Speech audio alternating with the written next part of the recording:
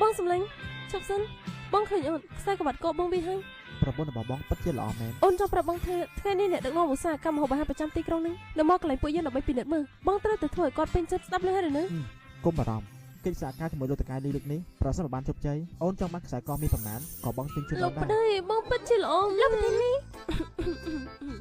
សុំទោសផងខ្ញុំមកយឺតហើយនាងគឺសាជាបុគ្គលិកផ្នែកកណន័យនៅរោងចក្ររបស់បងហើយនេះនាងនឹងចំណេះទទួលប្រពន្ធលោកតកែលីអូហត់នឿយហើយប្រពន្ធសម្លាញ់បើមិនចឹងទេអូនទៅជាមួយពួកគេតែម្ដងទៅល្អណាស់ពួកយើងឈប់ចេញទៅខ្ញុំអង្គុយនៅខាងមុខនាងអង្គុយនៅខាងក្រោយទៅប្រពន្ធរបស់ខ្ញុំនិយាយថាពេលដែលខ្ញុំបើកឡានគឺមានតែនាងម្នាក់គាត់អង្គុយមកបានក៏ប៉ុន្តែលោកប្រធានខ្ញុំពលឡានអង្គុយបានតែនៅខាងមុខទេអីកន្ទុយគ្មានក៏នៅតែគ្មានដែរស្មានម្ដងទេថានៅសម័យនេះហើយក៏នៅតែមានអ្នកចង់តាក់ទោរបស់គេទៀតនោះតែចង់មានន័យថាយ៉ាងម៉េចក្រែងនាងអង្គុយបាន